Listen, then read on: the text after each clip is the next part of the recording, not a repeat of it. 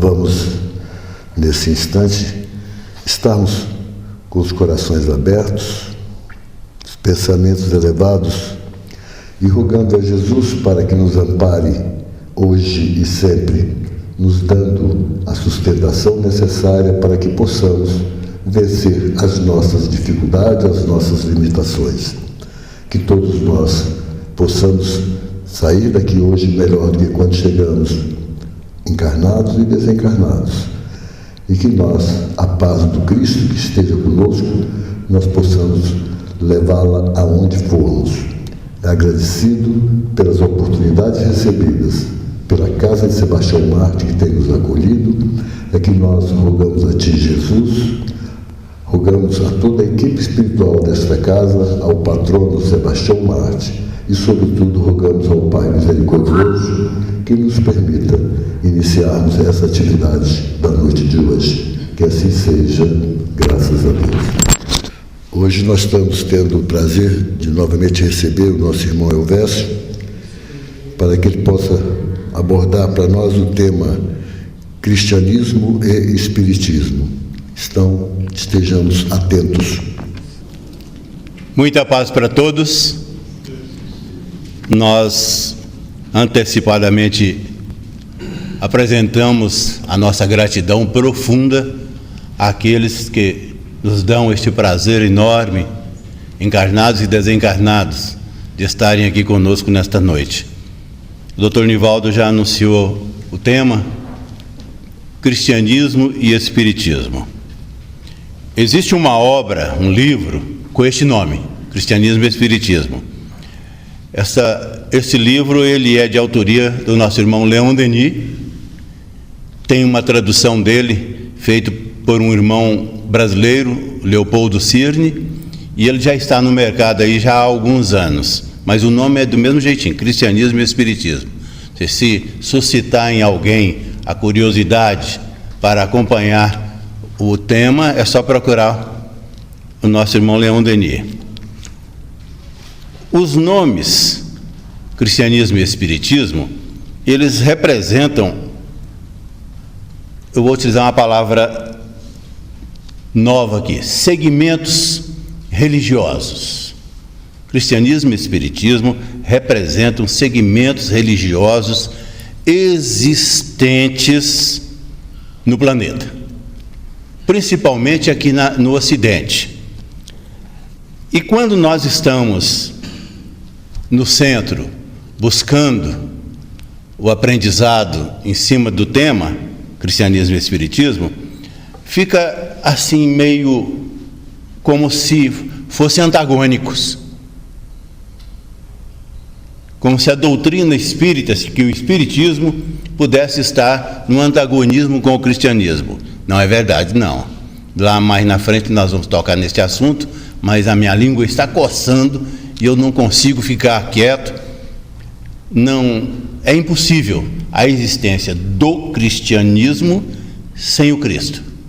E é impossível a existência do Espiritismo sem o Cristo. Então não há antagonismo, não. Apenas são segmentos religiosos que a sociedade opta aí por acompanhar. Ultimamente, me permita utilizar o pronome na primeira pessoa, no singular, eu não gosto muito não, mas ultimamente tenho eu estado aqui nesta tribuna forçando uma barra enorme, me perdoe a expressão aí de forçar a barra, mas nós estamos, na verdade eu queria utilizar a expressão, temos estudado com mais frequência a alma humana. Nós temos feito esta canalização. Mas eu imagino que seja até um exagero dizer isso, que nós estamos estudando muito sobre a alma humana. Na verdade, nós temos sim feito reflexões aqui nos nossos encontros sobre a alma humana. Isso é interessantíssimo, porque nós estamos nada mais, nada menos buscando a apropriação do conhecimento de cada um. Nós estamos buscando o conhecimento nosso, de cada um quando estamos estudando a alma humana. Por isso que nós estamos chamando de interessante. O desiderato, ou seja, a finalidade da existência da alma humana é evoluir, ou é a evolução, do jeito que quiserem aí.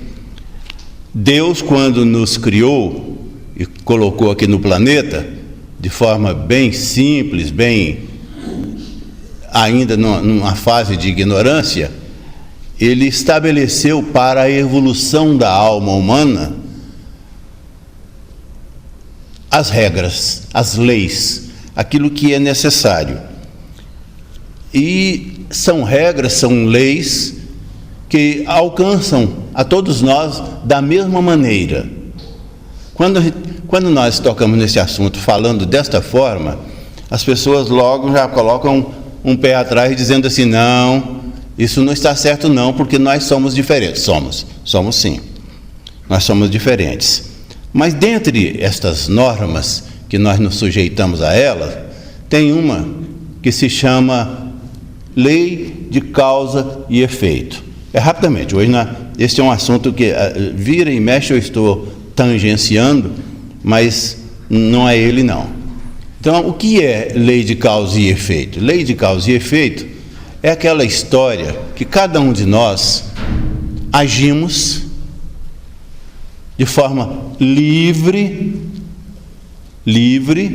fazemos na liberdade que nos envolve tudo aquilo que queremos. No entanto, as nossas ações vão refletir em nós mesmos. Então, quando nós estamos propondo aqui, dentro do cristianismo e espiritismo, estudar este processo, nós estamos entendendo que nós respondemos, cada um de nós, a alma responde por si, em qualquer circunstância, em qualquer época. Isso é interessante pensarmos. Nós não pensamos nisso de uma maneira geral, no dia a dia, nós não pensamos não. Mas é interessante. Por que é interessante? Porque nós estamos expostos na vivência, na convivência, no contato com os nossos irmãos, encarnados e desencarnados, nós estamos expostos às opiniões, aos pareceres do outro. E às vezes os pareceres não são lá tão positivos, não são lá tão animadores, e nós nos aborrecemos. É falta de experiência nossa. Porque a lei de causa e efeito, ela rege tudo isso aí. Nós iremos responder por tudo aquilo que é inerente à ação pessoal, seja ela qual for. Por isso que chama causa e efeito. Mas nós não vamos responder por ninguém quando este outro se refere a nós mesmos. É um problema que ele terá que administrar de acordo com a lei de causa e efeito. Mas não é o tema não. Nós continuamos aqui apenas dizendo que no processo evolutivo nós nos sujeitamos, o espírito se sujeita às regras existentes de forma igualitária para cada um de nós. Então, a finalidade da alma humana é evoluir. A ferramenta, gravem isso, a ferramenta principal, é importante, principal porque ela é importantíssima para todos nós neste processo. Se quiserem, pode mudar o nome, põe recurso ao invés de ferramenta. O recurso principal que Deus nos concede para este processo, para a evolução, nós dissemos, gravem aí, chama-se fé raciocinada. Fé raciocinada. É isso mesmo, é fé raciocinada. Não é só fé, é fé raciocinada. É o recurso principal que a alma humana tem para evoluir. Claro que daí vem um monte de outras coisas, os envolvimentos, os fatos que vão se conectando dentro da causa e efeito, eles vão se conectando e nos fazendo evoluir e caminhar. As religiões, cristianismo e espiritismo, elas são, não fiquem assustados, as religiões, e hoje nós estamos vendo cristianismo e espiritismo, são ferramentas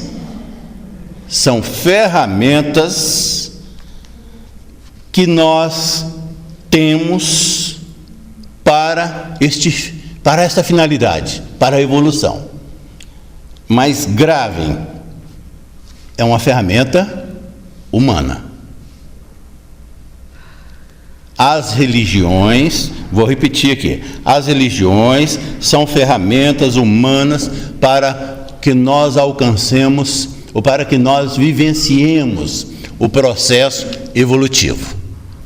E as religiões, elas são humanas. Este é um grande problema. O grande problema da existência, daquilo... Não. É grande problema para nós, pessoalmente, nos apropriarmos dessa condição. Não, são invenções da alma humana, todas elas. Nós não vamos entrar nestes detalhes, não é o nosso objetivo aqui, mas é apenas, nós estamos neste momento estudando cristianismo e espiritismo, e nós não podemos desconhecer que no processo evolutivo as religiões estão presentes, e no nosso caso hoje do estudo, cristianismo e espiritismo é mais no Ocidente, mas o objetivo das presenças das religiões na vida do ser humano a palavra facilitar nem cabe aí muito não, é proporcionar, é oferecer a chance de evoluir. E a fé raciocinada é o recurso que temos. Então, para estudar cristianismo e espiritismo, nós poderíamos pegar o Leon Denis, que é o autor desta obra, e destrinchá-la. Não, quem quiser com a curiosidade ficar mais aguçada e quiser se apropriar um pouco mais do assunto propriamente, vá atrás do Leon Denis. Nós não, nós estamos optando por fazermos uma conversa mais amena. Mas o cristianismo, ele sem dúvida nenhuma, a própria palavra está indicando, ele se inspira em Jesus. O que nós às vezes temos dificuldade é entender como o cristianismo surgiu. Se Jesus esteve presente no planeta, presente ele sempre esteve, viu? Desde que a Terra, aquela fumacinha, saiu do sistema solar, se deslocou e começou o movimento de rotação e de translação, e a Terra se concretizou no planeta, Jesus tem estado conosco. Aliás, antes disso, alguns bilhões de anos. Antes disso, ele já havia recebido a designação de Deus para ser o gestor do processo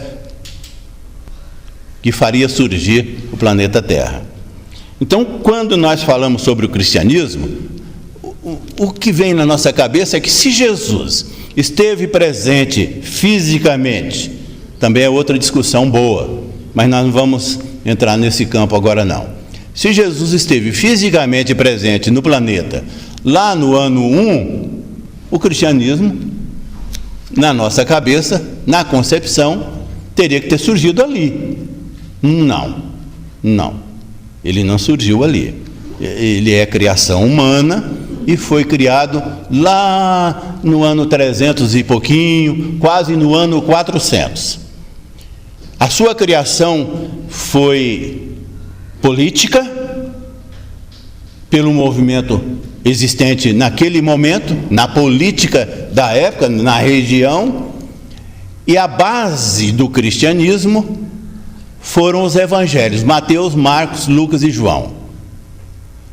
Teve um moço chamado Jerônimo, que ficou encarregado de organizar este processo, porque ele estava meio bagunçado, a literatura existente era uma literatura complicada, e uma das dificuldades, muitos aqui sabem isso, dominam isso, mas muitos não, Uma das grandes dificuldades do Jerônimo foi pegar os evangelhos e fazer com que eles pudessem estabelecer uma sintonia.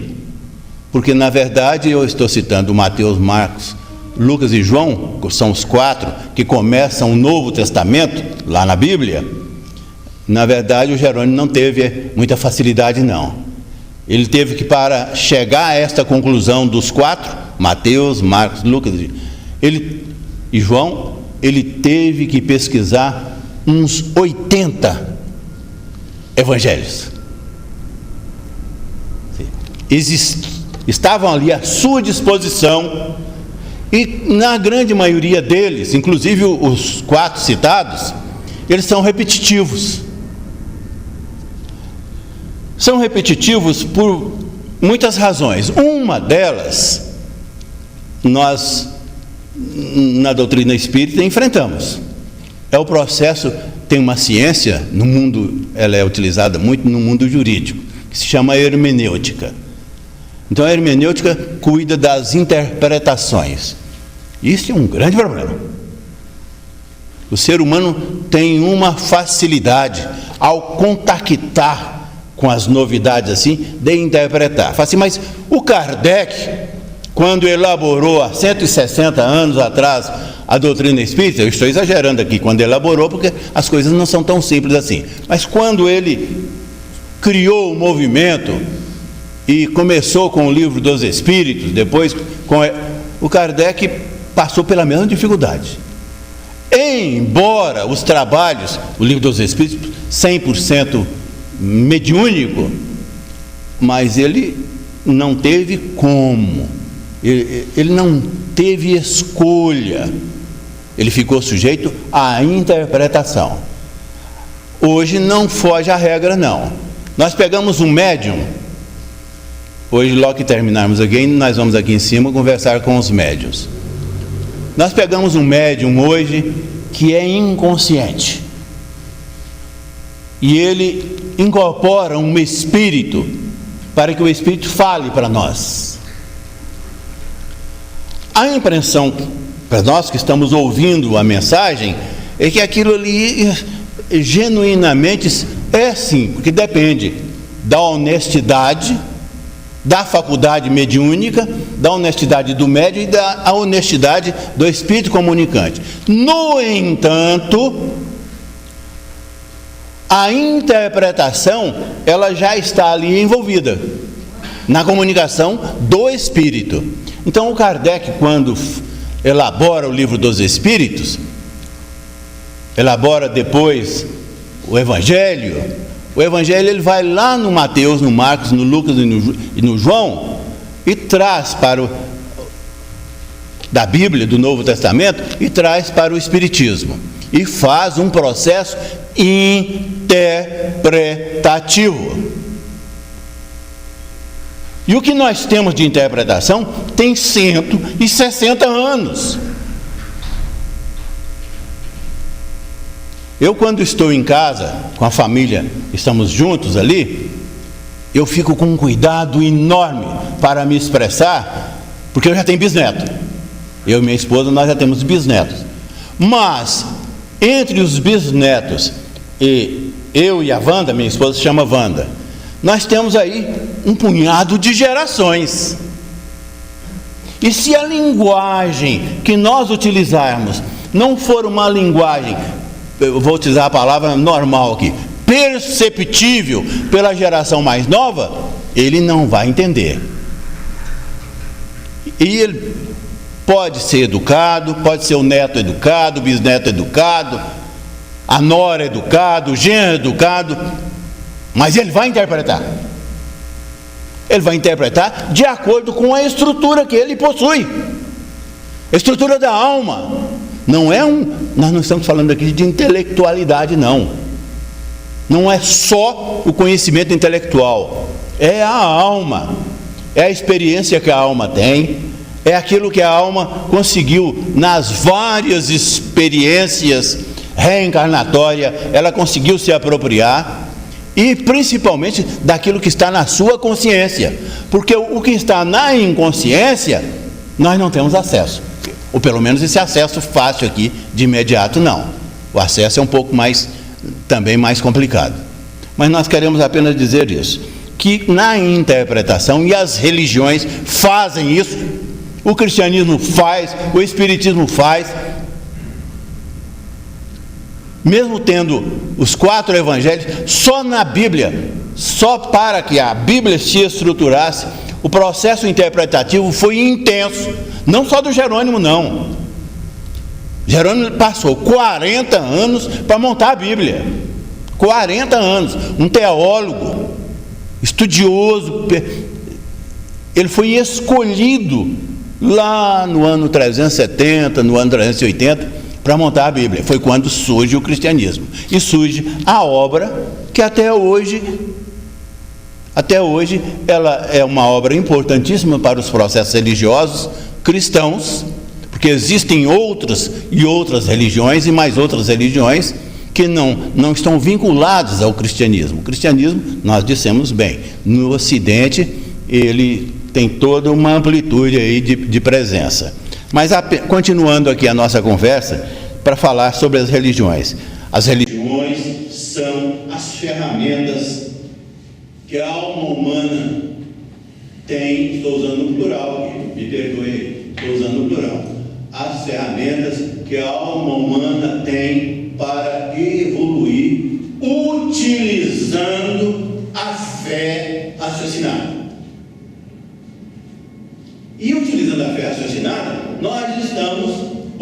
nós faremos processos interpretativos. Eu leio um texto, eu pego, hoje como eu estarei em outro grupo, eu disse aqui para vocês, eu vou pegar o Livro dos Médiuns, que tem 160 anos. Então eu vou pegar o Livro dos Médiuns numa linguagem de uma geração lá da época.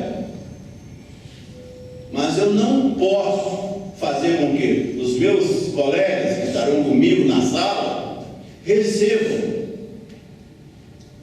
aquilo que está escrito cegamente. Claro, sem isso, mas eu vou utilizar a oportunidade para interpretar mesmo, porque não é desejo de me fazer presente na interpretação, não. É a necessidade de atualização da linguagem, das expressões no passar das gerações.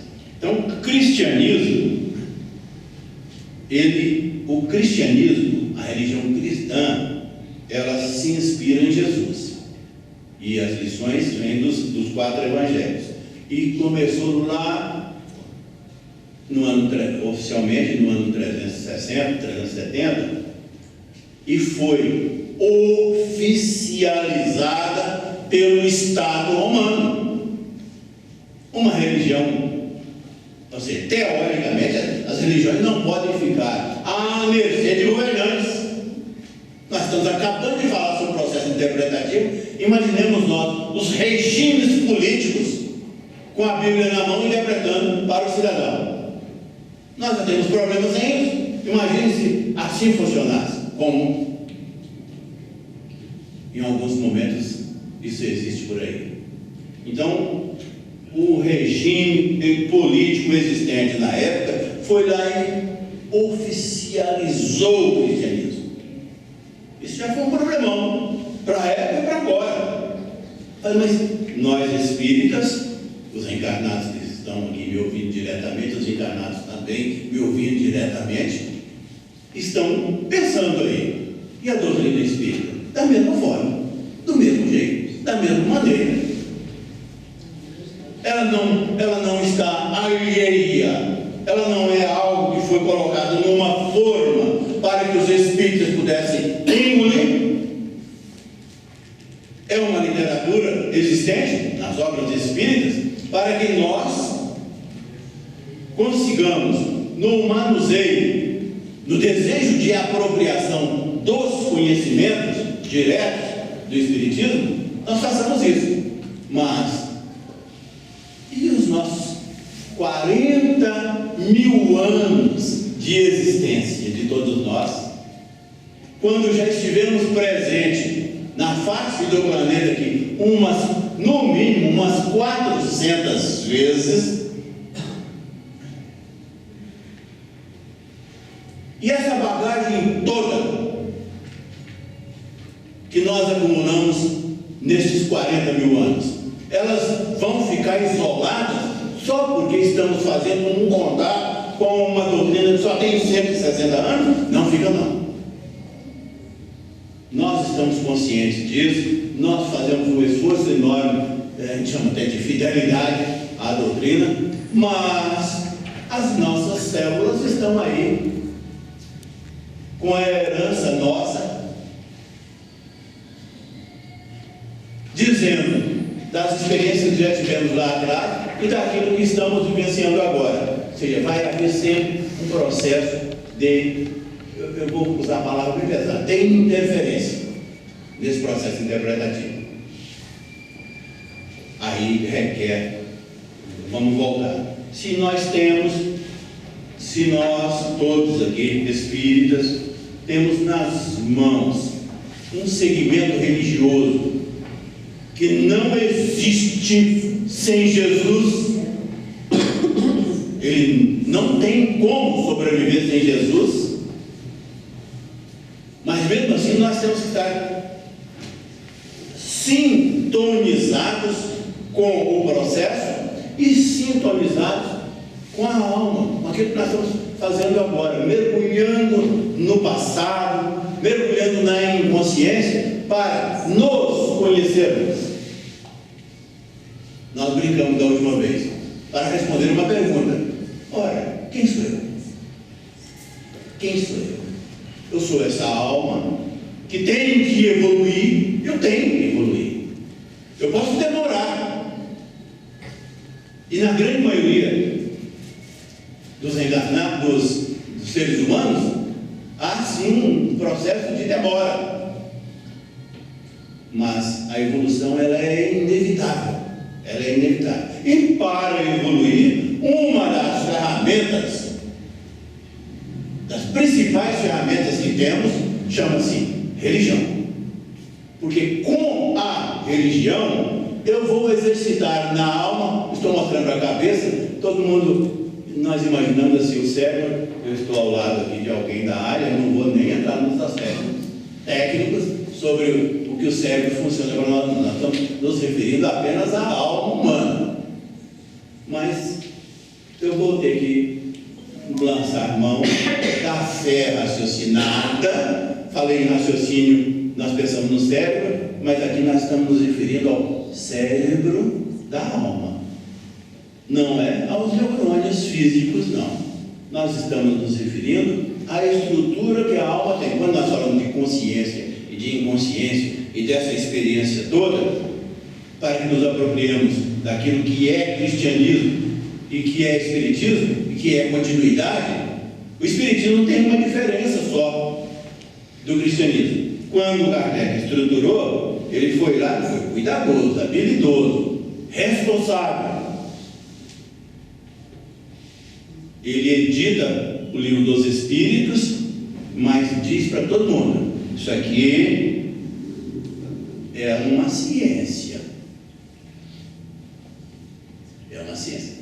Aí a doutrina, ele estuda um pouco mais aquilo que os Espíritos haviam ditados e que estavam já na primeira edição do Livro dos Espíritos. Isso aqui é uma ciência, sim, é uma ciência espírita, mas também é uma filosofia. E pressionado pelo momento, pela estrutura do planeta, e nós estamos fazendo isso aqui hoje, ou seja, as religiões existem para facilitar o processo evolutivo da alma humana, eles também é uma religião. Então o Espiritismo, eu vou chamar de doutrina aqui neste momento, a doutrina espírita, ela tem um tríplice aspecto, que nós espíritas temos a obrigação de entender. Ela é ciência? É a ciência da alma. Esses detalhes que nós estamos entrando aqui, para quem quiser estudar um pouco mais, e se quiser ir lá no Leon Denis pegar o cristianismo e o espiritismo, vai ter essa facilidade. Então ela é uma ciência da alma. É filosofia? É sim, porque ela nos traz dentro da capacidade que a alma humana tem, a sabedoria. Nós podemos até não nos apropriarmos deste conhecimento e transformá-lo neste saber. Mas a filosofia é para facilitar isso aí. E é um processo religioso, porque ele foi criado pela mão humana para exercitar a fé raciocinada. Não esqueçam da complementação da fé raciocinada.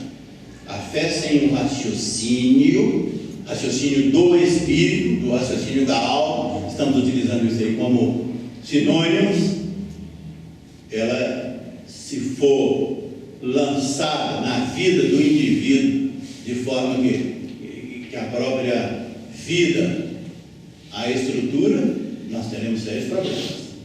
Nós seremos manipulados pelas outras mentes, pelas pessoas mais habilidosas e, sobretudo, manipulados pelos interesses profundos que movem a alma humana do planeta. Nós não precisamos fazer esforços aqui para entender isso, não. É só passar o olho.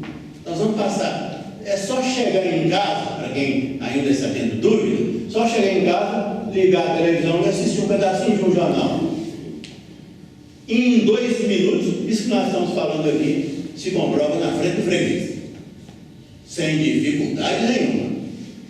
O planeta Terra experimenta uma fase complicadíssima e nós estamos com as religiões sendo utilizadas das mais variadas formas como manifestação de poder. Isso não é conveniente para nenhum espírito. A conveniência é aquela que dissemos agora das leis de Deus, e uma delas é a causa e efeito, e outras mais que existem por aí. Nós agradecemos enormemente, desejamos que cada um possa ter se apropriado pelo menos de um pouquinho daquilo que estamos colocando, mas sem a pretensão de que passem a mão e não interpretem, e não utilizem a fé raciocinada. Muita paz e muito obrigado.